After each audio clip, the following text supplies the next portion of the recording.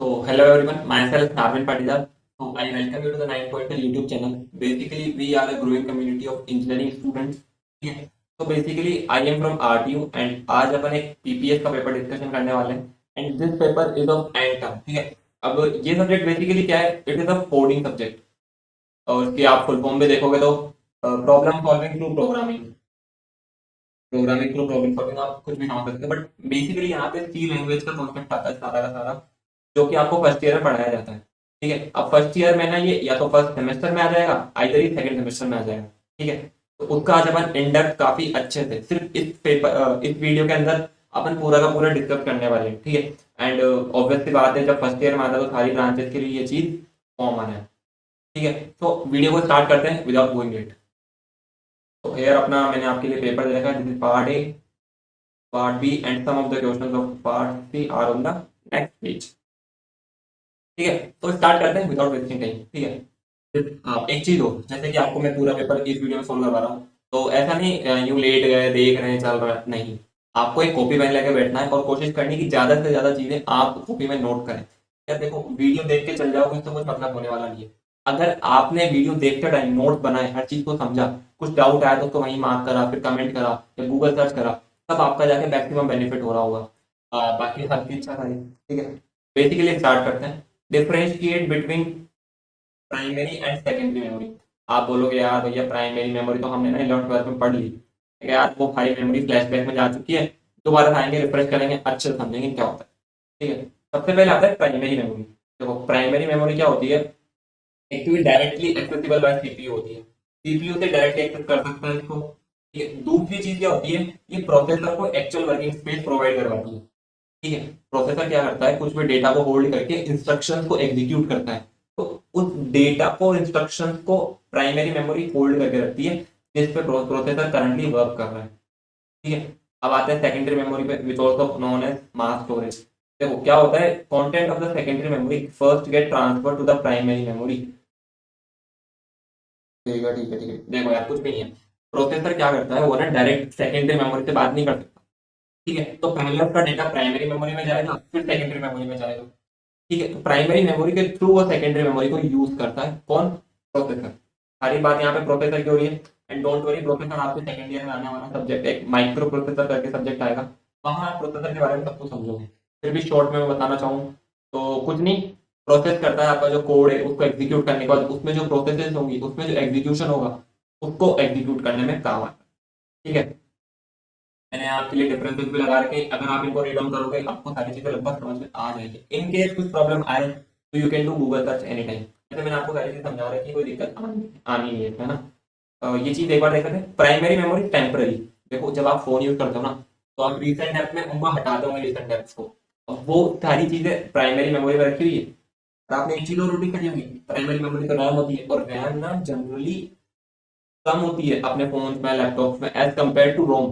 अभी अगर मैं लैपटॉप की बात करूँ तो लाइक मेरे लैपटॉप को बताऊं तो उसमें सिर्फ है ना 8 GB रैम है और 512 GB रोम है, एसएसडी वाली. ठीक है. तो देखो कितनी कम है इसके कंपेरिजन में. ऐसा क्यों? क्योंकि रैम जो होती है ना, हाईली एक्सपेंसिव होती है वो.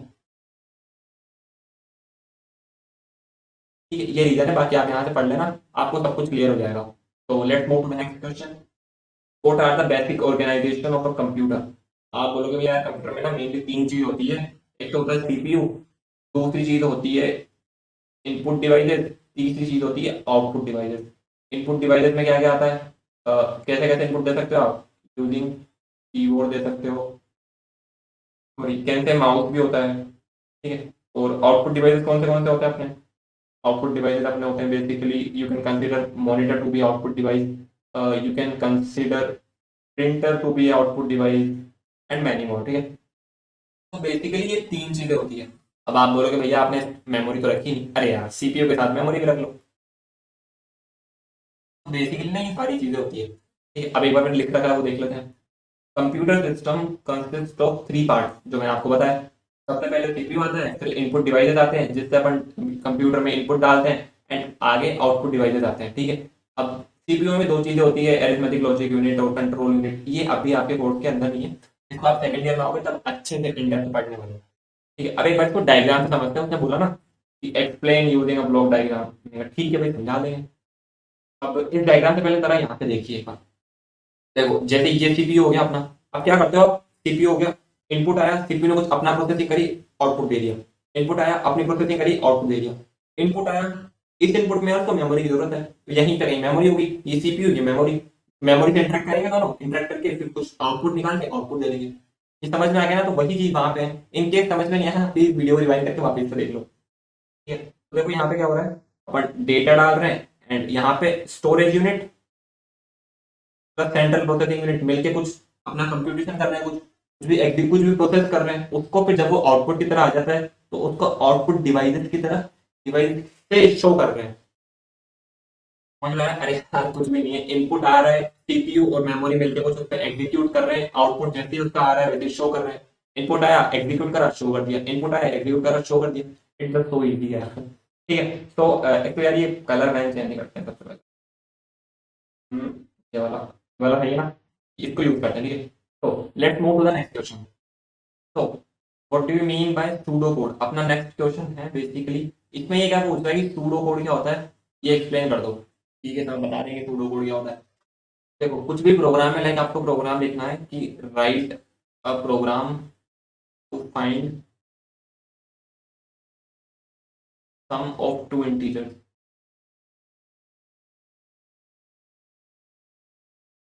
ठीक है, अब इसमें आप कैसे करोगे, देखो इसके स्टेप देखते हैं। सबसे पहले क्या करोगे, यूजर इनपुट,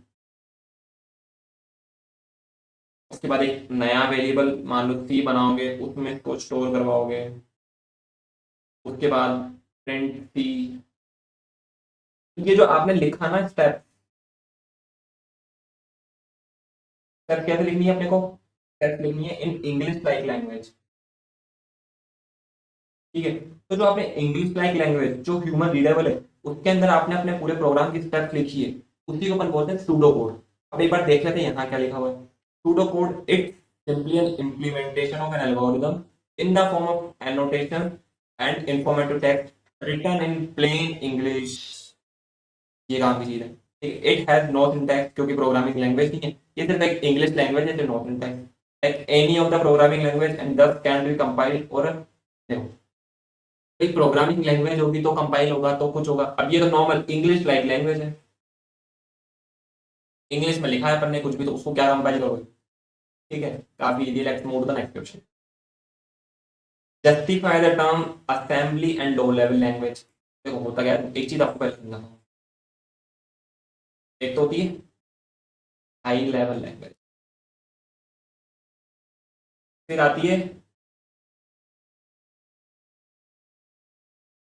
लो लेवल लैंग्वेज। अब देखो हाई लेवल लैंग्वेज होती है ना, किसको समझ में आती है, वो समझ में आती है ह्यूमन को। ये हक रहा है इंसान इसको। ठीक है, और लो लेवल लैंग्वेज क्या होती है, जो बिल्कुल बाइनरी फॉर्म में होती है, जो मतलब इंसान को समझने के लिए बहुत टाइम लग जाएगा, मतलब कंप्यूटर को जो समझ में आती है, जो बेसिकली मशीन को समझ में आती है, वो वाली चीजें है। ठीक है, अब मशीन हो गया, जो मशीन को समझ में आती है ना, वो होती है लो लेवल लैंग्वेज। और हाई लेवल लैंग्वेज, हाई से ऊपर जाओगे तो इंग्लिश आ जाएगी, मतलब जितना हाई जाते जाओगे उतना ह्यूमन को समझ में आने लग जाएगा, ये चीज जरूरी है। अब अपन देखते हैं एक बार असेंबली लैंग्वेज यहाँ क्या होती है। In assembly language is a type of low level programming language that is intended to communicate directly with computer hardware. ठीक है, अब देखो इसमें होता है, कंप्यूटर हार्ड, जैसे मैंने है ना कुछ इनपुट दिया कीबोर्ड से, अब उसको मेमोरी में वो चाहिए, स्टोरेज चाहिए, तो यार अब वो हार्डवेयर से इंटरेक्ट तो करेगा ना भाई। रैम क्या, रैम तो फिजिकल भी तो है, कुछ बॉक्स टाइप होता होगा ना, कुछ भी मान लो, तो वो भी तो फिजिकल है ना, तो उसको उससे इंटरेक्ट तो करना पड़ेगा। उसके लिए here they will use assembly language.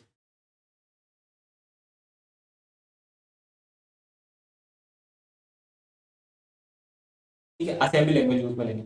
Unlike machine language which consist of binary hexadecimal character, assembly language are design to be readable by humans.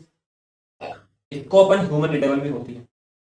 मैं तो आपको प्रीफर करूंगा ये जितनी भी चीजें ना पॉइंट्स में बना बना के लिखो अपने साथ, तो पेपर में भी पॉइंट्स में लिख के आना, इसमें एग्जामिनर रीडेबिलिटी बढ़ जाती है और आपको एग्जामिनर अच्छे मार्क्स देता है। ठीक है, नेक्स्ट क्वेश्चन है name different type of assignment operators in C programming. C programming में कौन कौन से ऑपरेटर आते हैं देखते हैं। देखो होता क्या है, जैसे मान लो आपको एक चीज पहले समझा देता हूँ ना। जैसे मान लो आपके पास है ना, ए में 7 वैल्यू स्टोर है। अब आपको बी के अंदर 7 का डबल स्टोर करना है, मतलब A × 2 करना है। तो वो ऐसे करेंगे। इस स्टेटमेंट का मतलब है कि राइट साइड पे जो भी वैल्यू पड़ी है उसको कंपाइल करके या कंप्यूट करके बेसिकली इसको सॉल्व कर दो, एंड आफ्टर सॉल्विंग इसको असाइन कर दो लेफ्ट वाले वेरिएबल में। That is called assignment operator. क्या करना है फिर से सुनिए। लेफ्ट वाली वैल्यू को सॉल्व करो, सॉल्व करके इसको राइट वाली वैल्यू को सॉल्व करो, सॉल्व करके इसको लेफ्ट वाली वैल्यू में प्लेस कर दो। लेफ्ट हो गया, राइट हो गया। ठीक है, समझ में आया ना ये फ्लो चीज। अब काफी सारे होते हैं, बेसिक असाइनमेंट ऑपरेटर ये होता है। अब देखो एक चीज और समझा रहा हूँ आपको, पहले इसको इरेज कर देते हैं यार, राइट हो जाएगा। फिर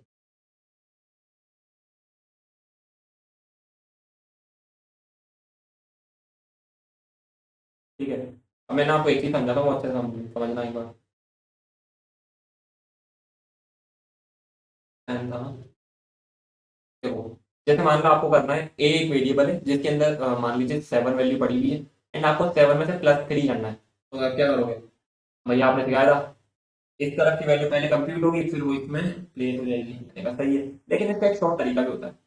ये तरीका कब लगेगा, जब यहाँ पे और यहाँ पे सेम वेरिएबल हो, या फिर पूरी लाइन में सिर्फ एक ऑपरेंड हो। ऑपरेंड क्या होता है, जिसपे ऑपरेशन परफॉर्म होता है। और ऑपरेटर क्या होते हैं, प्लस हो गया, माइनस हो गया, मल्टीप्लाई हो गया, डिवाइड हो गया, मॉड्यूलो हो गया। ये सारे तो हो गए ऑपरेटर। ठीक है, जिसपे ऑपरेशन परफॉर्म होता है, लाइक कोई वेरिएबल ए हो गया, बी हो गया, 7 हो गया, 10 हो गया, उनको अपन बोलते हैं ऑपरेंड। तो जैसे यहाँ पे एक सिंगल ऑपरेंड है ना, तो इसको अपन एक दूसरे एनोटेशन में लिख सकते हैं। दूसरा एनोटेशन क्या है, वो है पहले ऑपरेंड आएगा, फिर क्या ऑपरेशन परफॉर्म हो रहा है, उसके बाद इक्वल, इक्वल टू 3। अब मैं आपको एक चीज बोलता हूँ, करके दिखाइए। A = A × 7। आप बोलोगे भैया बहुत इजी है, सिर्फ ए यूज में आ रहा है तो ए लिख दो, क्या ऑपरेटर है वो लिख दो, और इक्वल टू करके 7 लिख दो। आ गया आपको। तो यही चीज लिखी हुई है यहाँ पे। ये तीनों चारों जो भी ऑपरेटर है ना, वो यही वाले जो मैंने आपको अभी बताया। ठीक है, तो यहाँ पे थोड़े बहुत ऑपरेटर हो रहे, वे सारे वही ऑपरेटर है यार। और एंड वाले तो आपको क्या ही बता। और हो गया, एंड हो गया। देखो एंड में क्या होता है, मान लो इधर, अरे भई, क्या हो रहा है? जैसे ना एंड में क्या होता है, जैसे ए एंड बी लिखा हुआ है, तो दोनों ट्रू होने चाहिए। दोनों की वैल्यू या तो 1 होनी चाहिए, 1 भी ट्रू होता है, या फिर या तो 1 होनी चाहिए या फिर ट्रू होने चाहिए, तभी जाके एग्जीक्यूट होगा। और के केस में क्या होता है यार, एक तो या तो तू हो जाए या तू हो जाए, दोनों में से कोई भी एक चल जाएगा तो वो काम हो जाएगा। ये वाली चीज है। तो बेसिकली अपना अगला क्वेश्चन है, how a flow chart is different from algorithm. ये अभी समझ लो, देखो आने वाले काफी क्वेश्चन में सेम चीज रिपीट होगी। हमसे वो यही पूछेगा कि फ्लो चार्ट क्या होता है, एल्गोरिथम क्या होता है। तो ये चीजें ना अपन अभी समझ लेते हैं तो आपके आगे भी हेल्प करेगी। ठीक है, तो मैं आपको समझा देता हूँ एक बार ना पहले। ठीक है, देखो आपको कुछ भी प्रोग्राम लिखना है, तो आप उसको, जैसे आपको कहीं जाना है, कहीं घूमने जा रहे हो, एक बार पहले कॉपी पेन पे नहीं करते प्लानिंग कि कहाँ कहाँ जाएंगे, क्या क्या घूमेंगे, कितना खर्चा आएगा, कौन कौन चल रहा है, मेरी वो फ्रेंड भी चल रही है, मैं भी चल रहा हूँ, है ना। तो आपको अगर कुछ प्रोग्राम लिखना है, कुछ अच्छा खासा कुछ बड़ा सारा प्रोग्राम लिखना है, तो उसके लिए आप क्या करते हो, पहले कॉपी पेन पे, अपनी नोटबुक पे या अपने नोटपैड पे पहले आप स्टेप्स लिखते हो कि पहले मैं ऐसा करूंगा, फिर मैं इनपुट दूंगा, फिर मैं आउटपुट दूंगा, फिर मैं ये कंप्यूट करूंगा, फिर मैं कंपाइल करूंगा, कंपाइल करने के बाद चेक करूंगा। तो जितनी भी सारी स्टेप्स इन्वॉल्व है ना, आप एक बार अपने कॉपी पेन में उसको लिख लेते हो, जिससे कि आपको कुछ छूट ना जाए चीजें, और सारी चीजें एक जगह कंपाइल हो जाए, तो आपको पता रहे कि कुछ छूट तो नहीं गया, ये सारी चीजें सही तो है, आप उसको बार बार देख सको। उसी को अपन बोलते हैं एल्गोरिदम। और आप कहीं घूमने जाते हो, तो आप नहीं करते, पहले मैं ऐसा जाऊंगा, यहाँ रुकूंगा, फिर मैं ऐसे जाऊंगा, फिर मैं यहाँ रुकूंगा, फिर मैं यूँ जाऊंगा, यहाँ ऐसा होगा, फिर मैं यूँ जाऊंगा।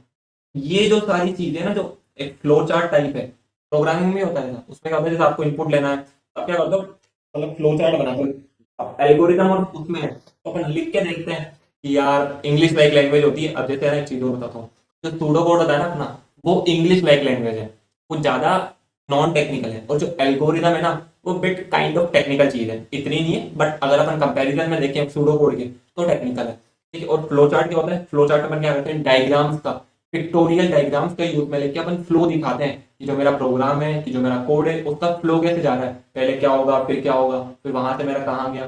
बेसिकली इसके अंदर अपन ना एरोज का यूज में लेते हैं। एरो से अपन पूरा फ्लो दिखाते हैं। अब समझ लेते हैं क्या लिख रखा है यहाँ पे। An algorithm is a set of rules that defines how a program is to be executed. वही सारी चीजें। A flowchart is a graphical representation of the steps of a program text to process data. Geometric pattern वही सारी चीजें। With the help of flowchart, a designer can efficiently segregate the various elements of the, वही है जो मैंने आपको बताया, ठीक है ना। हाँ, तो अगला क्वेश्चन है, how many type of access methods are present in computer system. ठीक है, ये आपने पढ़ा था 11th में? नहीं पढ़ा ना, इसलिए कह रहा था काफी सारी चीजें इंपॉर्टेंट आएगी, इस क्वेश्चन को एक बार लिख लीजिए बुक में। क्या देखते हैं क्या लिखा हुआ है। तो बेसिकली तीन तरह के मेथड्स होते हैं एक्सेस करने के। डायरेक्ट एक्सेस होता है, और इंडेक्स सीक्वेंशियल मेथड होता है, और एक अपना होता है सीक्वेंशियल, जो ऊपर लिखा हुआ है वो आधा नीचे आ रहा है। सबसे पहले बात समझते हैं सीक्वेंशियल एक्सेस क्या होता है। It is the simplest access method, information in the file processed in order, one record after another. जैसा नहीं होगा, आप कहीं मूवी देखना चाहते हो तो लाइन लगी रहती है, तो एक एक करके सबको टिकट मिलता है, वही चीज है। सिक्वेंशियली काम होगा, वन बाय वन होगा, जो अपना ऑर्डर मेंटेन है उससे होगा, ठीक है। नेक्स्ट पे देखते हैं डायरेक्ट एक्सेस। अब तो आप मूवी देखने गए, अब पता चला कि जो मेरे पीछे बंदा खड़ा है उसी के पापा का थिएटर है, थिएटर का मालिक है वो, मान लीजिए। तो क्या होगा, तो उसको तो डायरेक्ट एक्सेस मिल जाएगा। जो टिकट वाले भैया होंगे वो बोलेंगे अरे भैया आप आगे आ जाओ, उसको क्या हो गया, डायरेक्ट एक्सेस मिल गया। वही चीज है, एग्जाम्पल अच्छा है, ठीक है। Another method is direct access method is known as relative access method, इसको ऐसा भी बोलते हैं। A field length logical record that allows the program to read and write records rapidly in no particular order। कोई order नहीं है, पीछे पीछे खड़ा था वो, सबसे आगे आगे, क्योंकि उसके बाबा मालिक है उसके। तेरी तो गलत हुआ ना, गलत भी क्या, उन्हीं का थिएटर है तो वो क्यों वहां जाके खड़ा हो इतनी लंबी लाइन में, वही चीज है। अगला आता है इंडेक्स सीक्वेंशियल मेथड, इसको देखते हैं क्या होता है। It is other method of processing a file that is built on the top of sequential access method. These method the index like an index in the back to back book contains the pointer to the various block।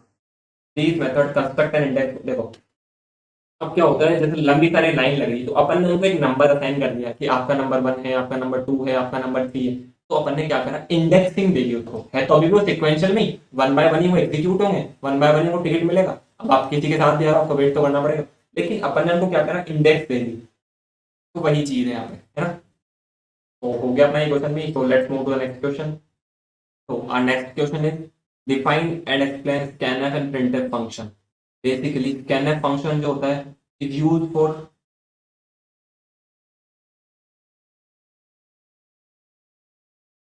taking input from the user। अगर अपन को user से कुछ input लेना है तो उसके लिए अपन scanf का यूज में लेते हैं। अकॉर्डिंगली printf का अपन यूज में लेते हैं टू प्रिंट समथिंग, और बेसिकली टू शो समथिंग, और बेसिकली कुछ आउटपुट के लिए, ठीक है। ये तो पूरी आउटपुट रिलेटेड चीज हो गई। एंड दिस scanf रिलेटेड चीज is of complete based input based, ठीक है। देखते हैं यहाँ क्या लिखा है। Use for input and output वही चीज है, सारी चीजें वही है। द थिंग इज कि आपको यहाँ पे एक तो मेन सिंटैक्स देख लेना है प्रिंटफ फंक्शन का, कि इसका सिंटैक्स क्या होता है। And same with the scanner syntax देख लेना है। और एक चीज और, जैसे अगर आपको इंटीजर इनपुट में लेना है ना, तो आपको परसेंट डी यूज करना पड़ेगा डबल कोड के अंदर, percent D for integer. Same अगर कैरेक्टर इनपुट में लेना है तो percent C, percent S string के लिए, परसेंट एस फ्लोट के लिए। फ्लोट क्या होता है भैया, फ्लोट होते हैं 1.3 4.9 इंटीजर प्लस डेसिमल, और इंटीजर हो जाएंगे 7 8, फ्लोट हो गया 8.0। ये जो पॉइंट के बाद चीज अगर चाहते हो ना, दैट रिक्वायर्स है फ्लोट वेरिएबल, ठीक है। हाँ, नेक्स्ट चीज समझते हैं पॉइंटर्स और स्टेटमेंट इन सी। पॉइंटर्स क्या होता है, बेसिकली अगर आपको pointers are type of variable which store the address of other variable.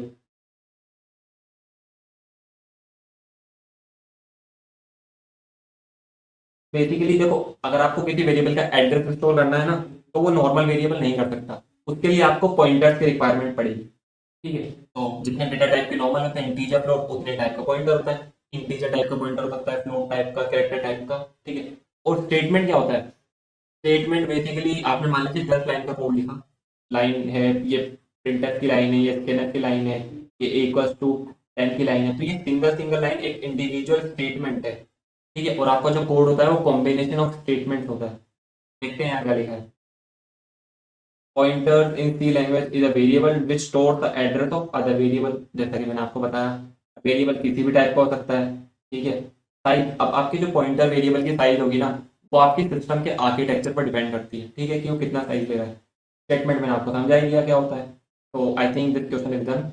Let's move to the next question. Define switch case with pseudocode. देखो, स्विच केस समझने के लिए आप एक एग्जांपल लीजिए। मान लीजिए आपको एक प्रोग्राम लिखना है जिसके अंदर यूजर 1 से लेके 7 तक कुछ इनपुट देगा। मान लीजिए 2 दिया, उसके रेस्पेक्टिव में आपको वीक डेज प्रिंट करने हैं। जैसे सेकंड नंबर पे मंडे ट्यूसडे, तो ट्यूसडे प्रिंट करना है। जैसे यूजर ने दिया 5, तो Monday Tuesday Wednesday Thursday Friday, तो आपको फ्राइडे प्रिंट करना है। तो इस तरह से प्रिंट करना है। कैसे करोगे आप? इफ एल से करोगे? यार इफ एल से ना हो तो जाएगा, देखो दिक्कत नहीं है, बट कोड जो होगा ना वो काफी बड़ा सारा कोड हो जाएगा, और वो आई डोंट थिंक सो आपको चाहिए, और मुझे भी नहीं चाहिए, और एक्सपेक्टेड भी नहीं है आपसे कि वो करो। There comes to rescue us switch case. वहां पे अपन को स्विच केस रेस्क्यू करने आता है। ये क्या करेगा? जैसे मान लीजिए अपन ने वेरिएबल के वेर नाम से वेरिएबल में अपन ने वैल्यू स्टोर करवा रखी है जो अपन ने यूजर से ली है। तो ये वेरिएबल की वैल्यू अगर 1 हुई तो कुछ एग्जीक्यूट करेगा, 2 हुई तो कुछ एग्जीक्यूट करेगा। उस बेसिस पे देखो, अगर आपके वेरिएबल की वैल्यू 1 हुई तो ये वाली चीज, 2 हुई तो ये, 3 हुई तो ये, ऐसे ऐसे ऐसे। और अगर कोई यूजर खतरनाक है, शैतान है, बदमाश है, तो वो क्या डाल देगा? वो डाल देगा 9। अब 9 तो कुछ होता ही नहीं, मतलब 7 तक ही होते हैं ना, तो वहां पे अपन डे इनवैलिड प्रिंट करवा देंगे। ठीक है, तो इजी था। एंड इसी के साथ अपना पार्ट 1 खत्म हो चुका है। तो let's move to the part B. ठीक है, तो अब अपन आ चुके हैं पार्ट बी के ऊपर। देखते हैं पार्ट बी में कितने क्वेश्चन है। भैया पार्ट में तो 7 क्वेश्चन है, तो कराएंगे। 7 क्वेश्चन है तो यार क्यों टेंशन लेते हो? ठीक है, चलो एक एक करके स्टार्ट करते हैं ना।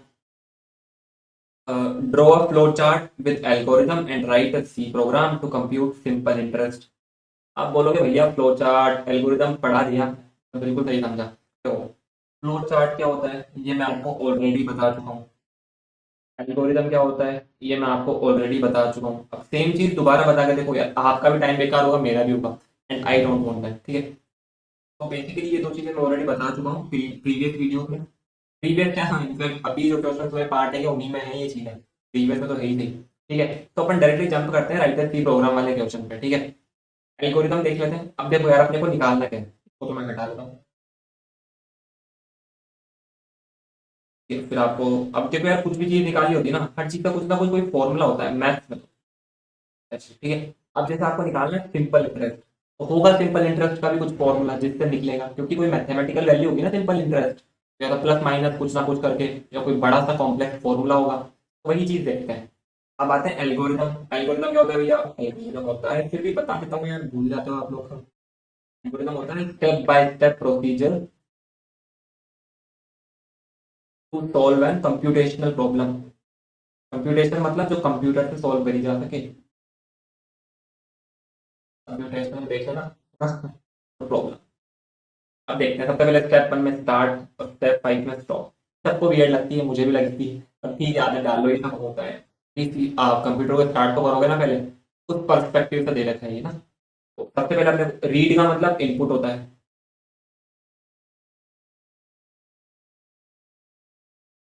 ठीक है, कि सबसे पहले अपन को ये तीनों चीजें यूजर से इनपुट लेनी है।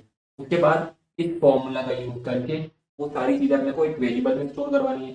फिर उस वेरिएबल को प्रिंट करवाना है एंड देन स्टॉप कर देना है। That is algorithm. आपके मन में आ रहा होगा भैया बहुत ईजी है कुछ ईजी है तो। यहाँ पे आ भी चुका है अपना flow chart in the picture. अगर किसी को नहीं पता ना फ्लो चार्ट क्या होता है, तो वो इनसे समझ जाएगा। फ्लो चार्ट क्या होता है? जो एल्गोरिथम आपने लिखी थी ना, जो स्टेप लिखी थी, तो बॉक्सेस में डाल दो और एरो लगा। वही है, देखो सबसे पहले क्या करना है, ये तीनों चीज अपन को यूजर से इनपुट लेनी है। ऑब्वियसली बात है, स्टार्ट और स्टॉप तो एज इट इज है। इसका फॉर्मूला का यूज करके सिंपल इंटरेस्ट वेरिएबल में को स्टोर करना है आंसर को, देन उसको प्रिंट करवाना है। प्रिंट करवाना अपना लास्ट काम था, तो अपन स्टॉप कर देंगे। अब प्रोग्राम देख लेते हैं। अपन ने यहाँ पे चारों वेरिएबल फ्लोट टाइप के लिए, फ्लोट बोले तो 7, लेकिन अगर 7.0 लिखना होगा ना, क्योंकि इसका इंटीजर में नहीं हो पाएगा सीन, इसको अपने को एज अ फ्लोट डिक्लेयर करना पड़ेगा। ठीक है, तो अपन ने फ्लोट ले लिया और ये तीनों जगह वैल्यू इसमें असाइन कर दी खुद से। एक ऐसा ही जो वेरिएबल अपन ने ऊपर यहाँ डिक्लेयर करा है, उसमें अपन ने ये फॉर्मूला का यूज करके वैल्यू निकाल ली, फिर ये प्रिंट करवा दिया। बट का टैब मैंने कहा था ना, percent d is for integer, percent f for float, percent c is for character and percent f is for string. Last में अपन रिटर्न जीरो करेंगे। काफी इजी क्वेश्चन है, ठीक है। और यहाँ पे आउटपुट में अपना आंसर आ गया, ठीक है। मतलब इजी था यार, कुछ भी नहीं था। फ्लो चार्ट और एल्गोरिदम आपको ऑलरेडी पता था, फिर भी मैंने आपको उसकी, क्योंकि अपने को इस प्रोग्राम के एल्गोरिदम में फ्लो चार्ट लिखना है ना, तो मैंने आपको उसमें भी एक बार मौका देके समझा दिया भाई, जिसने पहले अच्छे से नहीं सुना हो। अब सुन लो, सेम यहाँ पे काफी इजी प्रोग्राम है। तो let's move to the next question. तो बेसिकली अपन आ चुके हैं अपने क्वेश्चन नंबर सेकंड पे, ठीक है। Let's read the question. Write आठ complement of the following number where r is the radix base of these number is converted। तो अपने को ऐसा कुछ कन्वर्जन करना है जिसमें रेडिक्स का यूज मिलेगा। देखो ये आपको चीज समझाता हूँ मैं। आप अभी हो फर्स्ट ईयर में, ये चीज है काइंड ऑफ सेकेंड ईयर की। सेकेंड ईयर में आपके एक सब्जेक्ट आएगा with the name digital electronics. वो पूरा का पूरा सब्जेक्ट इस जी पे बेस्ड है, ये रेडिक्स वगैरह। तो ऐसा नहीं मैं पढ़ाऊंगा, नहीं बताऊंगा मैं आपको, बट बिल्कुल ऐसा नहीं कि 3 into 6 को मैं 18 करके लिख रहा हूँ। ये है तो आप करोगे। अब देखो स्पून फीडिंग अगर मैंने करी तो उसमें आपका ही लॉस है, मेरा कुछ भी नहीं है। मैं तो क्या, मैं वीडियो बना दूंगा, हमारी टीम वीडियो अपलोड कर देगी, इसमें उल्टा हमारा ही फायदा है। बट फिर भी हम आपका थोड़ा सा स्पून फीडिंग ना हो, आपका लॉस ना हो, इस चक्कर से मैं यहाँ पे इस क्वेश्चन के लिए आपको सिर्फ कॉन्सेप्ट और फॉर्मूला पकड़ा दूंगा। आपको खुद जो आप अपनी कॉपी पेन में लिखते हो ना, उससे सॉल्व करके देखना है। कुछ भी प्रॉब्लम है फील फ्री टू कमेंट, और हमारे टेलीग्राम ग्रुप में आप वहां डाउट पूछ सकते हो। इनफैक्ट आप गूगल कर लो यार, गूगल पे सब कुछ मिलता है, आपको लिटरली हर कुछ मिल जाएगा, सब कुछ मतलब। तो ये सब्जेक्ट आपके बाद में भी आएगा। अभी मैं आपको समझा देता हूँ, इन केस समझ में नहीं आया टेंशन नहीं लेनी है। आरटीयू में आया है तो जो समझ, जितना समझ में आ रहा था समझ लो, नहीं आया कमेंट बॉक्स में कमेंट कर दो, ठीक है। क्योंकि चीज है ना सेकंड ईयर की, फर्स्ट ईयर में आ रही, इसलिए मैंने ये सारी चीजें आपको समझा दी। हाँ तो ठीक है, मैं इसको एक बार सबको हटा देता हूँ और फिर अपन एक बार समझते हैं कि देखिए रेडिक्स वगैरह ये सब होता क्या है।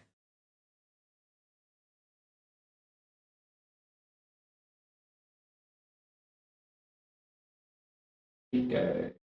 हम्म। तो यार मैं क्या बताऊँ, मैं खुद में लिख रहा है। जैसे यहाँ क्या लिखा हुआ है, देखो ना, नंबर सिस्टम होता है। अपन जो अपन नॉर्मल अपनी डेली लाइफ में यूज करते हैं वो होता है 10 वाला नंबर सिस्टम। एक होता है बाइनरी, बाइनरी का कैसे रिप्रेजेंट करते हैं, बेस 2 से। एक होता है हेक्साडेसिमल, जिसको हम रिप्रेजेंट करते हैं बेस 16 से। एक होता है रिप्रेजेंट करते हैं बेस 8 से। तो ये नॉर्मल है। हेक्साडेसिमल तो आप एड्रेस के लिए यूज में लेते हो, जो आपके कंप्यूटर सिस्टम में एड्रेसेस स्टोर होते हैं ना, उसमें ये यूज में आता है, ठीक है। और बाइनरी तो आपको पता ही है, 0 1 0। जैसे मेरे को अगर बाइनरी लिखना होगा ना, 0 1 1 0, मुझे तो पता है बाइनरी है, बट आपको कैसे बताऊं। मैं यहाँ पे लिखूंगा बेस 2, क्योंकि ब्रैकेट के बाद जो ये चीज लिखी जाती है तो अपन बोलते हैं बेस। जैसे मान लो मुझे यहाँ लिखता हूँ, यहाँ लिख जाएगा। जैसे ना मान लो मुझे कुछ हेक्साडेसिमल में लिखना है, ठीक है, तो मैं ऐसे लिख दूंगा। अब इसको आप डेसिमल में भी समझ सकते हो भैया, नॉर्मल 375, अरे भाई 375 375। तो अब अगर आपको ये लगे कि यार नहीं ये हेक्साडेसिमल है, इसलिए मैं क्या करूंगा, ब्रैकेट के बाद लिख दूंगा 16। इसका मतलब है कि ये जो वैल्यू है ना, ये इस नंबर सिस्टम को बिलोंग कर रही है, और 16 स्टैंड फॉर हेक्साडेसिमल। हेक्साडेसिमल, ठीक है। और अगर 8 होता तो 8 को अपन बोलते हैं ऑक्टल, ठीक है? तो ऐसी सी बात है। तो इसी को जो नीचे लिखते हैं ना अपन, इसी को अपन बोलते हैं बेस। तो यहाँ देखो बेस को ही अपन बोलते हैं रेडिक्स। कुछ तूफानी तो था ही नहीं, सब कुछ आसान था। मैंने आपको बता दिया, अब मैं आपको फॉर्मूला बता दूंगा। आपको फिर जितने भी क्वेश्चन थे ना कन्वर्जन के, ये खुद सॉल्व करने हैं, तभी आने ही, ऐसे नहीं आएंगे आगे वो छूट जाएगा क्वेश्चन। छूटेगा तो नहीं, डरो मत, ठीक है। तो ये रहा फॉर्मूला, आठ कॉम्प्लीमेंट निकालने का फॉर्मूला ये है अपने पास। एक बार लिख लेते हैं। आठ का फॉर्मूला है आर की पावर एन बेस 10 माइनस, और ऐसे ही आप यहाँ से आर माइनस वन का फॉर्मूला देख सकते हो। मैं लिखूंगा क्या मतलब है, टाइम भी बेकार होगा। देखो यार मैं ना आपको हर चीज इंडेक्स पढ़ा रहा हूँ, मैं यहाँ भी पढ़ा सकता हूँ, बट मैं यहाँ पढ़ा के चल जाऊंगा, कोई मतलब नहीं है। मैं चाहता हूँ कि क्वेश्चन आप खुद सोल्व करो यार, क्योंकि ये चीज ना सोल्व करने वाली है, ये मैं समझा नहीं सकता। अब जितना समझाना था वो मैंने आपको ये सारा नंबर सिस्टम समझा दिया। अब अगर आपको सोल्व भी करवा दूंगा, स्पून फीडिंग भी करवा दूंगा, तो यार मजा नहीं लो होगा, ठीक है। तो ऐसा है। ये दूसरा क्वेश्चन है, इसको भी आप वैसे ही कर सकते हो। 8 बेस है, यहाँ पे बेस 16 है, कन्वर्जन करना है, ठीक है।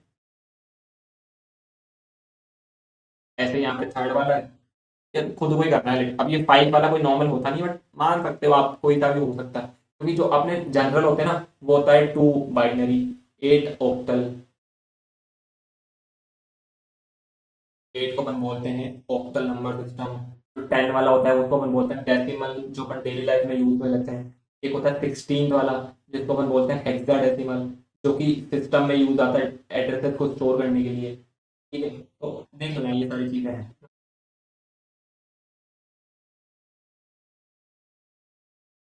तो let's move to the next question, क्योंकि क्वेश्चन हो चुका है, आपको खुद को करना है, कुछ प्रॉब्लम आए तो डाउट पूछ लीजिए। ठीक है, तो let's move to the next question. तो I welcome you to again. ठीक है, अब अपन देखते हैं यहाँ पे अपना थर्ड क्वेश्चन, जिसमें अपन पूछ रहा है बोन न्यूमैन आर्किटेक्चर। समझ लेते हैं क्या होता है ये।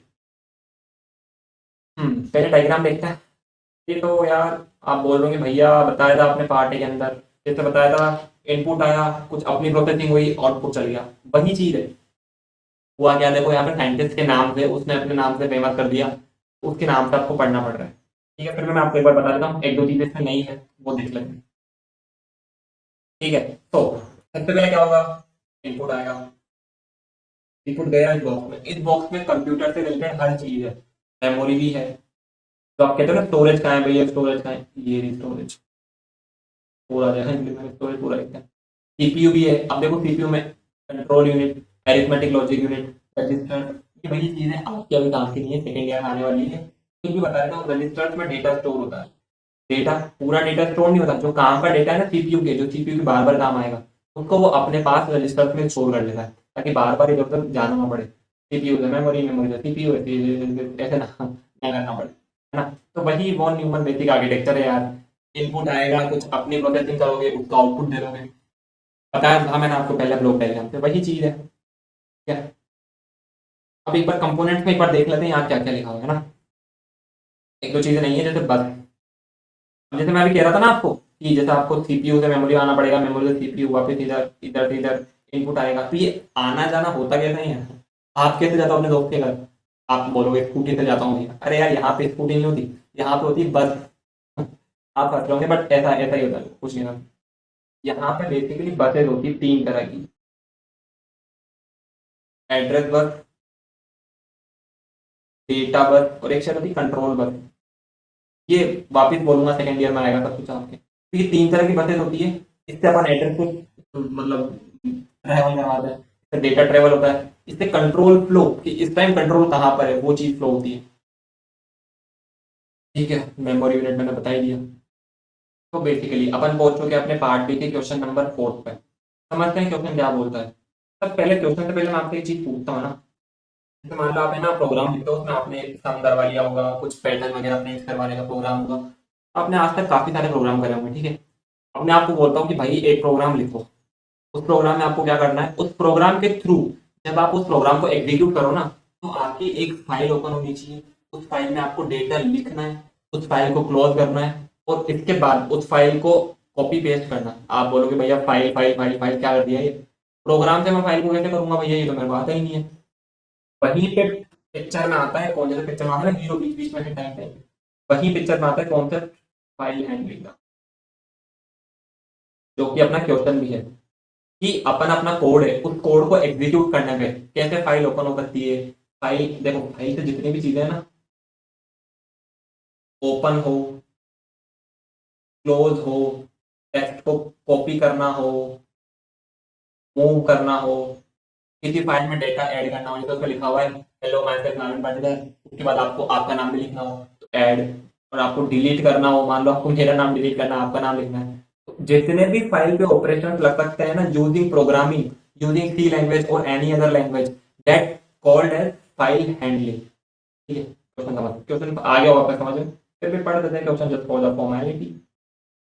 इरेजर भैया आपका आ गया, ठीक है। Explain the concept of file handling in C language. Write a program to copy the data source. मैंने बोला था ना, एक फाइल से दूसरे फाइल में डेटा कॉपी करना है, उसी को अपन, इसको तो अपन बोल देंगे, जहां से डेटा आ रहा है उसको अपन बोल देंगे सोर्स फाइल, जहां डेटा जा रहा है उसको अपन बोल देंगे डेस्टिनेशन फाइल। ठीक है, ये सब मैंने आपको बता दिया। सीधा प्रोग्राम देखते हैं ना। ठीक है, तो एंटर द फाइल नेम, अब किस जगह काफी सारी फाइल वगैरह, किस फाइल को ओपन करना है वो सबसे पहले अपन को एंटर करना पड़ेगा। फिर यूजर से इनपुट लेना है, परसेंटेज, परसेंटेज बोले तो स्ट्रिंग, यूजर से इनपुट ले लिया, यूजर ने बोला इस फाइल को ओपन कर दो, मैंने कहा ठीक है, मैं इस फाइल को ऐप ओपन फंक्शन का यूज करके ओपन कर देता हूँ। रीडिंग मोड में ओपन कर रहा हूँ। रीडिंग मोड होता है, राइटिंग मोड होता है, अपेंड मोड होता है, ये मैं आपको आगे चल के कोर्स में बताने वाला हूँ, ठीक है। अभी तो ये सिर्फ पेपर सोल्व वाला वीडियो है। अपकमिंग टाइम में कोर्स वाला वीडियो आएगा, उसके लिए आप चैनल को सब्सक्राइब कर लीजिए, वहां मैं आपको ये चीज इन डेप्थ समझाने वाला हूँ, ठीक है। अब भाई जो फाइल है वो एग्जिस्ट भी करती है क्या, तो ये मैंने यहाँ पे चेक लगा दिया। अगर एग्जिस्ट नहीं करती तो मैं एग्जिट जीरो करके निकल जाऊंगा। अगर एग्जिस्ट करती है, जहां पे मुझे डेटा कॉपी करना है, उस वाली फाइल का नाम मैंने इंक्लूड करके ले लिया यूजर पे, और उसको मैंने ओपन कर लिया। अब वही चीज एग्जिस्ट करती है नहीं करती, अगर नहीं करती तो एग्जिट कर जाऊंगा, और अगर एग्जिस्ट करती होगी तो मैं अब तक आ चुका हूँ, दोनों फाइल मेरी ओपन हो चुकी है, तो मैं क्या करूंगा, कॉपी कर लूंगा। ये है कॉपी का कोड। जब तक मेरी फाइल एम्प्टी ना हो जाए तब तक डेटा को पुट करता रहो एक फाइल से उठा के दूसरी फाइल में, ठीक है। और जब डेटा कॉपी हो जाएगा तो मैं ये प्रिंट एफ मैसेज मतलब कंफर्मेशन के लिए प्रिंट करा दूंगा, ताकि मैं फाइल को बंद कर दूंगा।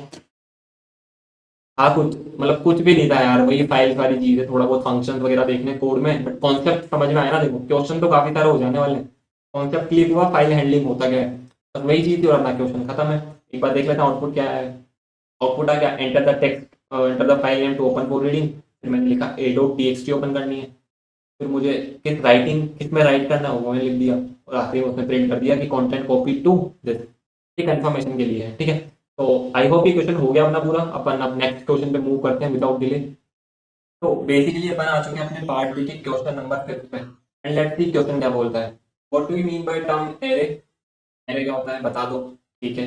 Also create an array, and array का एक अपने को क्वेश्चन दे रखा है कि एरे में kth नंबर का एलिमेंट मैक्सिमम और मिनिमम वाला बताना, ठीक है। देखते हैं डायरेक्ट क्या लिखा हुआ है। An array is a collection of items stored at contiguous memory locations. आपको अगर तीन चार आइटम सेम डेटा टाइप के स्टोर करने ना एक साथ एक मेमोरी लोकेशन पे, वहां पे एरे काम में आती है, ठीक है। The idea store is to store multiple item, जो मैंने बोला सेम टाइप के होते हैं ना, वो सेम टाइप के आइटम को एक साथ स्टोर करने का बेसिक अपना मोटो ये है। This makes it easier to calculate the position of each element. अब वही सारी चीज है ना, तो घुमा फिरा के जाएगा। The base value of index is zero, and the difference between the two indices is the offset। देखो अपनी जैसे आप नोट्स बनाते हो ना, तो पॉइंट वाइज नोट बनाया आपने, तो आप क्या लिखते हो, पहला पॉइंट ये, दूसरा पॉइंट ये। पहला पॉइंट वन से स्टार्ट करा ना, कंप्यूटर थोड़ा सा दिमाग ज्यादा है इसमें, ये जीरो से स्टार्ट करता है। ये बोलता है मैं जीरो को वेस्ट नहीं करना चाहता, तो तुम वन से कर लो, तो मैं जीरो से कर लेता हूँ। वो वाली चीज है यार, है ना। ओके, उसके लिए ये चीज है। तो अपनी इंडेक्सिंग होती है वन से start for the human computer, machine की इंडेक्सिंग होती है जीरो से स्टार्ट। अब ये इसका इनिशियलाइज करने का तरीका दे रखा है। सबसे पहले आता है डेटा टाइप, कि भाई डेटा टाइप क्या है, इंटीजर है, कैरेक्टर है, फ्लोट है, एंड ऐसा कुछ। फिर आता है एरे का नेम, लेट्स से एरे का नाम मैंने दे दिया ए आर। फिर आते हैं स्क्वायर ब्रैकेट एंड उसका साइज, लेट्स से मुझे आपका नंबर स्टोर करना है, आपकी फ्रेंड का नंबर स्टोर करना है, ठीक है, या कुछ भी ना। तो यहाँ पे एरे का नेम कुछ भी नेम आ सकता है, ब्रैकेट में उसका साइज 10, 100 कुछ भी हो सकता है। डेटा टाइप, सबसे पहले डेटा टाइप आएगा देखो, फिर एरे का नेम आएगा, फिर एरे की साइज आएगी। लाइक लेट्स से आपको आपके फ्रेंड का नंबर स्टोर करना हो सकता है ना, नंबर आपके फोन में कैसे स्टोर है, ऐसे तो होगा वो। आपके फ्रेंड का नेट से किसी का कहीं आप जा रहे हो, उससे से कुछ काम पड़ेगा तो उसका फोन नंबर ले लेके भाई तेरा फोन नंबर दे दे, बाद में कभी काम पड़ेगा तो फोन कर लूंगा। वही चीज है। अब फोन नंबर में क्या सब कुछ इंटीजर होता है, तो अपने को वो एक साथ स्टोर चाहिए ना, आसपास सेम डेटा टाइप का, एरे यूज ना आती है, ठीक है। अब अपना क्वेश्चन था ऑल्सो क्रिएट एन एरे, तो अपन ने यहाँ पे एरे बना के देख लिया, ठीक है। ये कमेंट है दोनों, मेन लाइन है इंट ए आ रहा, ये मैंने आपको समझा दी। फिर अपन ने क्या करा, ये असाइन कर रहे हैं, इसकी जो जीरो इंडेक्स है, जो सबसे पहले इंडेक्स है ना, वहाँ पे 5 डाल दो, तो उसको अपन ने प्रिंट करवा लिया। ये क्रिएट वाला प्रोग्राम हो गया। अब जो अपन ने पूछा था सबसे पहले, find the kth largest and kth smallest number of in an array. आप बोलोगे सबसे बड़ा सबसे छोटा तो होता है, वो तो फर्स्ट नंबर का होता है सबसे बड़ा। सबसे बड़ा तो सबसे फर्स्ट नंबर का आएगा। अब मुझे सेकंड नंबर का बड़ा बताओ या थर्ड नंबर का। This value depends on the value की, जो कि मुझे यूजर से मिलेगी। यूजर जो मुझे वैल्यू देगा उसके हिसाब से इसका प्रोग्राम देखता है, ठीक है। ये रहा इसका प्रोग्राम।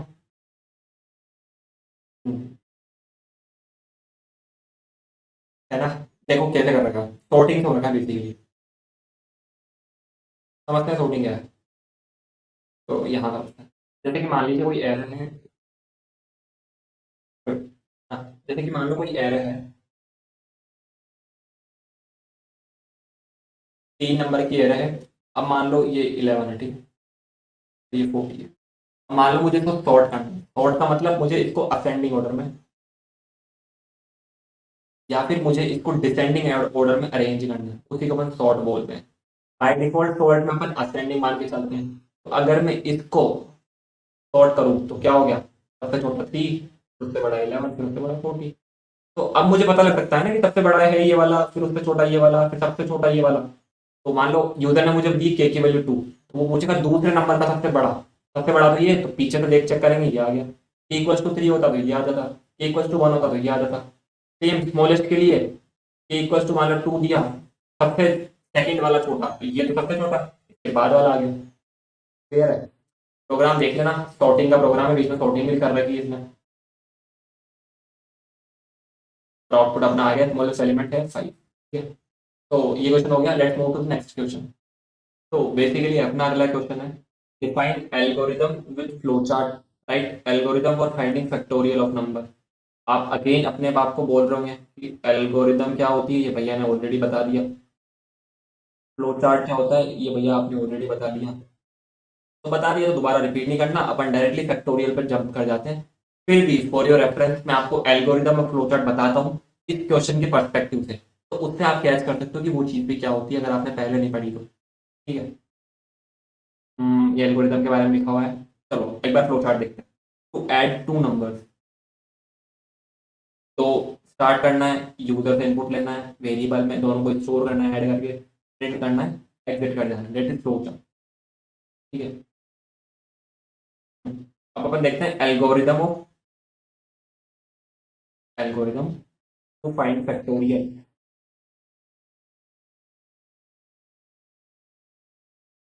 ठीक है। स्टेप 1, एक इंटीजर वेरिएबल ए, सबसे पहले एक वेरिएबल लेना है, assign value to the, like 8 को मैंने दे दी 4, from value a up to 1 multiply each digit and store. मतलब जितनी ए की वैल्यू ना उससे लेके मुझे 1 तक को मल्टीप्लाई करना है। मैंने 4 इंटू 3 इंटू 2 इंटू 1, बस 1 तक। इसका जो होगा ना वो अपना फैक्टोरियल हो जाएगा। 4 फैक्टो, ये जो एक्सक्लेमेशन मार्क है ना, it is the sign of a factorial. 4 factorial 24 हो गया। आप बोल रहे होंगे भैया 5 फैक्टोरियल आता है 120, 5 इंटू 4 इंटू 3 इंटू 2 इंटू 1। भैया ये तो ऑलरेडी 4 फैक्टोरियल है। मैं ऐसा कर सकता हूँ क्या, 5 इंटू 4 फैक्टोरियल कर सकते हो, डेट इक्वल्स टू 5 फैक्टोरियल। आगे समझ में? तो बेसिकली आप आर नेक्स्ट क्वेश्चन है, what is the difference between input device and output device. आप हंस रहे होंगे मैं भी हंस रहा हूँ यार। देखो 11 12 में सारी चीजें अपन ने पढ़ रखी है। इनपुट डिवाइस यूज आता है यूजर से इनपुट लेने के लिए, आउटपुट डिवाइस यूज आते हैं यूजर को शो करने के लिए, यूजर को कुछ दिखाने के लिए, या यूजर को आउटपुट देने के लिए। ठीक है, तो और एक चीज और कि यहाँ पे अपना पार्ट भी एंड हो जाएगा फाइनली। ठीक है, तो पार्ट ए डन है, पार्ट बी भी चल रहा है, खत्म होने वाला है, इसके बाद अपन पार्ट सी देखने वाले हैं। उससे पहले एक बार देख तो लेते हैं कि होता है, मतलब देख लो यार, डिफरेंस फॉर्मेलिटी करनी है क्योंकि पता है सबको, नहीं पता तो देख लेना, मैं अच्छे से समझाता हूँ, अच्छे से समझ लेना ताकि आगे हमेशा याद रहे। बिल्कुल बेसिक चीज है। Input devices are the component of the computer system that accept incoming data and instruction and convert them into a pattern of electronic signals in binary code that is understandable by digital computers। मान लीजिए आपने लिखा 39 keyboard से, अब 39 चल गया, but अपना computer तो बाइनरी समझता है। ठीक है, तो 39 समझ आया क्या, नहीं है, तो उसको ये जिम्मेदारी होती है इनपुट डिवाइस की कि भाई आपको ना इसको चेंज करना है बाइनरी में या उस लैंग्वेज में जिससे अगले वाले को समझ आए। अब आपने तो 39 बोल दिया, उसको समझ ही नहीं आ रहा। तो ये समझ में आया इनपुट डिवाइस का वर्क, इनपुट लेगा और उसको कंप्यूटर के लिए बाइनरी में ऑलरेडी कन्वर्ट करके फिर कंप्यूटर को सबमिट करेगा। Same for the output, output क्या करेगा, तो मान लो ये अपना सीपीयू है, ये अपने आउटपुट डिवाइस है, ये हो आप। मान लो इसने कुछ डेटा भेजा, अब सीपीयू भेज रहा है, मशीन है, तो ये तो टीम आएगी 0 1 1 0, क्या समझ में आए तो बेचारे को कुछ भी नहीं है। ये रेस्पॉन्सिबिलिटी लेता है आउटपुट डिवाइस कि मैं इसको ना डेसिमल में कन्वर्ट कर दूंगा, क्योंकि अब इंसान तो डेसिमल समझता है, अगर इंसान ऑक्टल समझ रहा होता तो ये उसको ऑक्टल में कन्वर्ट कर देता। ठीक है, ये डिफरेंस भी आ गया। आप इसको अच्छे से समझ सकते हो, वैसे समझा दिया क्या होता है, फिर भी आप एक बार इसको अच्छे से समझ सकते हो, पढ़ सकते हो, है ना। ठीक है, सो बेसिकली अपन आ चुके हैं अपने पार्ट सी में। पार्ट ए और पार्ट बी ऑलरेडी डन है। तो let's start with the first question of part C. मैं इसको डिलीट कर दूं ताकि जगह हो जाए आपको समझाने के लिए। ठीक है ना। What are the data type in C programming. पहले इसको सॉल्व कर लेते हैं। डेटा टाइप्स आप सोच रहे होंगे भैया आपने सब बता दिए, कौन से होते हैं डेटा टाइप। एक तो होता है integer, character, float, string, Boolean. अब ये तो हो गए टाइप्स ऑफ डेटा टाइप, मतलब तो डेटा टाइप ही है बेसिकली। देखो होता क्या है, ये होते क्या है हम लोग, जैसे कोई एक्सप्लेनेशन की जरूरत नहीं है, सेल्फ एक्सप्लेनेटरी डेटा टाइप कि जो डेटा है वो किस टाइप का है, वो इंटीजर है, वो फ्लोट है, वही डेटा टाइप होते हैं, इसमें क्या समझाना। ठीक है, explain with its definition by pseudocode along with output. Write a C program to find Fibonacci series. हाँ ये चीज है समझने की, इसको एक बार समझते हैं हम। इसको इरेज कर देता हूँ।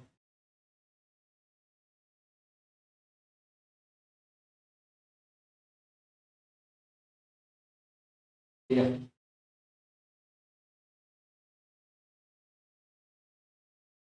तो है ना, समझते हैं फिर। देखो इसको कुछ लोग बोलते हैं फिबोनाची, कुछ बोलते हैं फिबोनाकी, मतलब कुछ सॉरी कुछ बोलते हैं फिबोनाची और कुछ बोलते हैं फिबोनाची। मैं फिबोनाची वाला हूँ, आप खुद डिसाइड कर सकते हैं आपको क्या है लग रहा है ये। तो बेसिकली ये होता क्या है, देखो दो नंबर अपने को ऑलरेडी गिवन होते हैं, 0 1, और फिर आगे जो भी नंबर आता है वो लास्ट टू नंबर का सम होता है। इनका सम 1 हो गया, अब यहाँ जो आएगा वो इसके लास्ट टू का सम होगा, 1 और 1 2 हो गया। अब नेक्स्ट जो आएगा, तो जो इन दो का सम होगा 3 आ गया। अब नेक्स्ट जो आएगा वो लास्ट टू का सम होगा, 3 + 2 5 आ गया। नेक्स्ट जो आएगा वो इन दो का सम होगा 8। ऐसे करते करते चीज चलती रहती है। अब ये जो स्टार्टिंग के 0 1 थे ना, ये इनका कोई लॉजिक नहीं। और ये ऐसे क्यों है, जरा सोच के देखो, 0 1 नहीं होते तो मैं किसका ऐड करके नंबर लिखता है यहाँ पे। भाई फिबोनाची नंबर्स का वही तो होते हैं ना, पीछे के दो नंबर्स को ऐड करना। पीछे के कौन थे, कुछ पीछे होना तो चाहिए ना। तो वहीं पे अपन ने 0 1 को फिक्स कर दिया। भाई तुम फिक्स हो जाओ, तुम्हारी ही वजह से पूरी सीरीज बनी है ना। तो ये वाली चीज अब देखते हैं यहाँ क्या क्या लिखा हुआ है। सबसे पहले data type, basic data type, derive derive मतलब जिसमें basic data type multiple type use हो रहे हैं, एक से ज्यादा बार यूज हो रहा हो। यूनियन हो गया, स्ट्रक्चर हो गया, एरे हो गया। और इनोवेटर ज्यादा काम नहीं आता, बेकार है। वॉइड भी कुछ काम नहीं आता, बूल काम में आता है। बूल बेसिकली क्या होता है, ट्रू फॉल्स वाली चीज है। और जैसे बताऊं आपको क्या होता है ना, फॉल्स तो किससे होता है, अगर 0 है तो फॉल्स है, लेकिन अगर ट्रू लाना है तो कोई सा भी इंटीजर, कोई सी भी इंटीजर वैल्यू, एनी वैल्यू। तो ये सारा अपना डेटा टाइप में है। Floating point, integer, double character, string भी आ जाएगा एक, बूल इधर अलग से आएगा। हाँ, अब देखते हैं प्रिमिटिव डेटा टाइप, वही सब है, इंटीजर हो गया, कैरेक्टर हो गया, डबल, फ्लोटिंग पॉइंट, वॉइड। अब इनके लिए कौन कौन से कीवर्ड यूज में आते हैं, इंटीजर के लिए इंट, फ्लोट, वॉइड, यानी क्या बताऊं, तो पता है ऑलरेडी, काफी बेसिक चीज है। अब आ चुका है इनका कोड, एक बार फिबोनाची सीरीज का कोड देखना है। देखो मैंने बोला था दो नंबर फिक्स करने, 0 और 1, तो मैंने क्या करा, T1 और T2 एक वेरिएबल बना दिया जिसके अंदर 0 1 को फिक्स कर दिया, और नेक्स्ट टर्म में इन दोनों को ऐड कर दिया। ठीक है, तो enter the number of terms में मैंने यूजर से इनपुट ले लिया, और उसको 3 से लेके उस नंबर तक चला दिया। भैया 3 से क्यों चला रहा है, क्योंकि दो नंबर ऑलरेडी फिक्स्ड है। तो मैं उनको तो पहले प्रिंट करवा दूंगा, मैंने यहीं पे प्रिंट करवा दिया देखो, क्यों, क्योंकि फिक्स है। अब 0 1 प्रिंट हो गए ना, तो इसके बाद वाले नंबर जो 3 से स्टार्ट हो रहे हैं, नेक्स्ट 1 2 तो प्रिंट है, 3 से 3 स्टार्ट कर रहा है और ये चलेगा एन तक, मान लो 5 तक देना है। ऐसे कर करके प्रिंट होता रहेगा, ये फोर लूप के अंदर की कंडीशन। ठीक है, इजी है काफी। चलो नेक्स्ट क्वेश्चन में चलते हैं। ये इसका आउटपुट देख सकते हो, अपने को कहाँ तक प्रिंट करवाना था, यूजर ने बोला 10 तक। मैंने कहा ठीक है, ये दो फिक्स है, इसको मैं इन दोनों को ऐड करके लिया है, इसको मैं इन दोनों को ऐड करके लिया है, ऐसे करके पूरी चीज बन गई। ठीक है, तो let's move to the next question. तो आवर नेक्स्ट क्वेश्चन है, what do you mean by parameter passing in C? Also write the important method of parameter passing. Exam समझते हैं, देखो पहले समझते हैं पैरामीटर पासिंग क्या होता है, पैरामीटर क्या होते हैं, तो यहाँ कितनी सारी चीज समझ लो। सबसे पहले आता है पैरामीटर। फिर आते हैं आर्ग्यूमेंट्स। फिर पासिंग पासिंग क्या करोगे, क्या बात करोगे, पास वाला गेम खेल लोगे। पास वाला गेम से क्या याद आता है एक मूवी थी ना वेलकम, उसमें पासिंग वाला गेम होता है लास्ट में, मूवी के लास्ट में लोग हर खाई में गिर जाते हैं, लोग वापस आते हैं ना। तो पैरामीटर पासिंग टेक्निक्स देखो होता क्या है, सर इसका कोड से मैं आपको समझाता हूँ एक बार। ठीक है, जैसे ना आपने कोई सम करके फंक्शन बना रखा है, वो फंक्शन दो आर्ग्यूमेंट लेगा और उनका रिटर्न कर देगा सम, जो कि नाम है उसका, रिटर्न ए प्लस बी कर देगा। अब जरा सोच के देखो, ये दो आर्ग्यूमेंट लेगा, ये देने तो पड़ेंगे ना इसको, तो इसको दोगे, ये उनको कुछ काम करेगा, वही चीज है ये। ठीक है, फिर ये फंक्शन मान लो, फंक्शन में कुछ इनपुट आया, कुछ आर्ग्यूमेंट्स आए या पैरामीटर्स आए, उन पे अपना काम करा, रिटर्न कर दिया। क्लियर हुआ। आर्ग्यूमेंट देखो, आर्ग्यूमेंट एक तो क्या होता है, फंक्शन की डेफिनेशन होती है, और एक आप फंक्शन को कॉल करते हो, जहां से आप फंक्शन को कॉल करते हो ना, इसमें ये तो क्या हो गया, इंट सम, ये इसका फंक्शन की पूरी बॉडी थी। लेकिन मैं इस फंक्शन को जब मेरे मेन फंक्शन से कॉल करूंगा ना, दो वेरिएबल पास करके, तो ये जो चीज है ये होते हैं पैरामीटर। और जो फंक्शन की बॉडी में, फंक्शन के डेफिनेशन में लगे हुए हैं, उनको बोलते हैं आर्ग्यूमेंट्स। अब है ना, ये थोड़े इंटरचेंजेबल भी यूज में आते हैं, किसी बुक में इसको उल्टा बोल रखा है, किसी वेबसाइट पे, किसी वीडियो में, तो वो चीज आप थोड़ा सा समझ लेना है ना। बट कोर यही है, आर्ग्यूमेंट और पैरामीटर इन्हीं चीज को कहते हैं, जो फंक्शन के अंदर अपन वेरिएबल पास करते हैं, वैल्यूज पास करते हैं, ताकि फंक्शन अपना काम करके उसको कुछ रिटर्न कर सके या कुछ आउटपुट दे सके, उसके लिए बेसिकली। अब इसमें भी ना दो चीजें होती है, एक तो होता है, देखो और भी चीजें शायद मैंने लिख रखी है यहाँ पे आपके रेफरेंस के लिए, बट मेन जो कोर दो चीज आती है ना, वो आती है pass by value and pass by reference. उनको अपन समझते हैं। एक बार मैं इसको मिटा देता हूँ।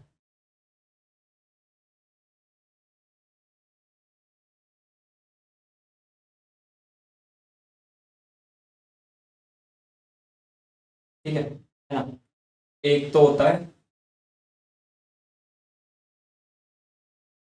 पास बाय वैल्यू,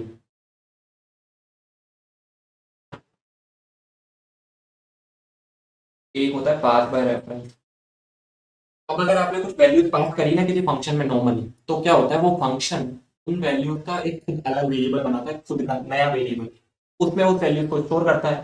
तो उसमें क्या करता है, पर वेरिएबल को एक वेरिएबल से दूसरे वेरिएबल में उठा के डाल देता है, that is known as pass by value.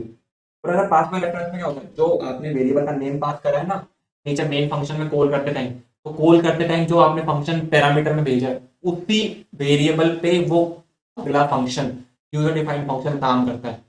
आया थोड़ा समझ में आया, अभी देखते हैं अपन एग्जांपल से, बहुत अच्छे है ना। तो ये रहा पास बाय वैल्यू। ठीक है, ठीक है। आप है ना ये थ्योरी पढ़ना एक बार, जरूरत नहीं पड़ेगी, मैंने बता दिया आपको।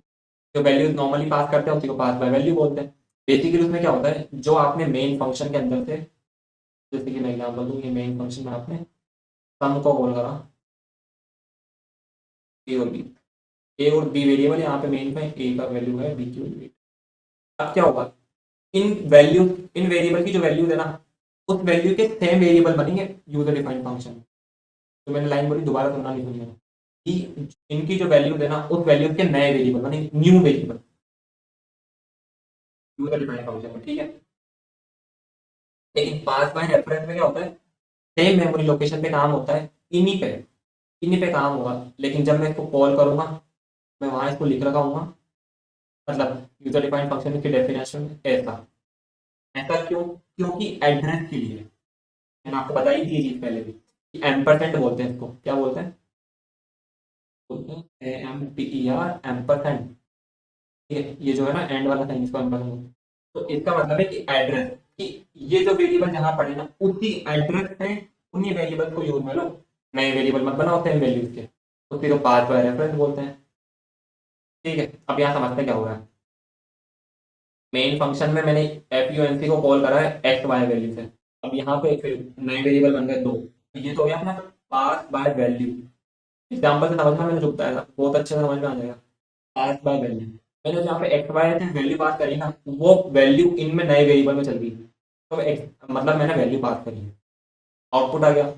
पास बाय रिजल्ट, ये तो अदर चीज आ गई। लेकिन अगर मैं यहाँ पे पास बाय रेफरेंस करता ना, तो वो कैसे होता है वो देखना है। एक बार मैं इसको इरेज कर देता हूँ। ठीक है, हाँ। अब अगर इसको मुझे पास बाय रेफरेंस बनाना है तो यहाँ पे लगा देता हूँ 10%।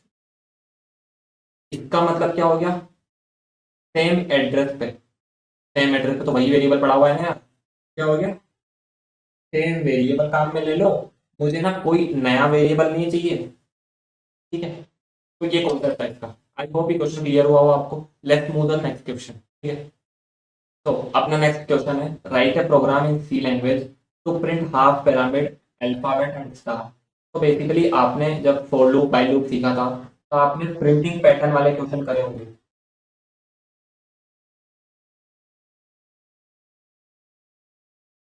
है ना। उसी क्वेश्चन पे बेस्ड ये वाला। अब आप बोलोगे भैया समझा दो, नहीं, इस क्वेश्चन को आप खुद से करो यार। देखो कुछ कुछ चीजें होती है जो मैं यहाँ पे आपको बताऊंगा, बता दूंगा इसमें क्या जा रहा है। फोर लूप लगेगा, दो फोर लूप लग रहे होंगे, जितनी रो की वैल्यू है उतने बार प्रिंट हो जाएगा। रो वैल्यू 1 है तो एक बार प्रिंट, रो वैल्यू 2 है तो दो बार, 3 है तो 3 बार, ऐसे करके।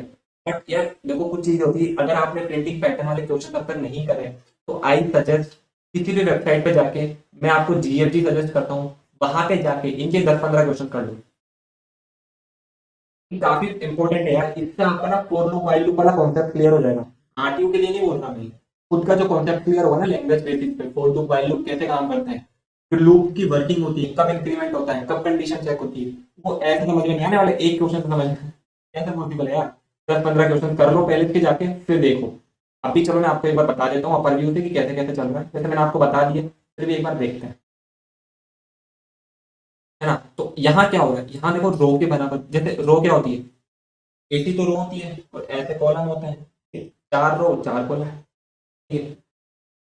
अब देखो यहाँ क्या होगा, ये रो नंबर 1 है तो एक स्टार प्रिंट हो गया, ये रो नंबर 2 है तो दो स्टार प्रिंट हो गया, ये रो नंबर 3 है तो तीन स्टार प्रिंट हो गया, ये रो नंबर ऐसे है। अब आप सोच रहे हैं मुझे कैसा है भाई, मैंने क्या ऑलरेडी 15-20 क्वेश्चन कर रखे हैं तो वो दिमाग में है चीजें, आप भी कर लोगे तो आप भी समझ पाओगे कि ये कैसे वर्किंग हो रही है इसकी।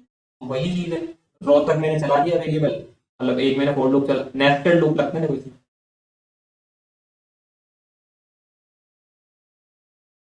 ठीक है।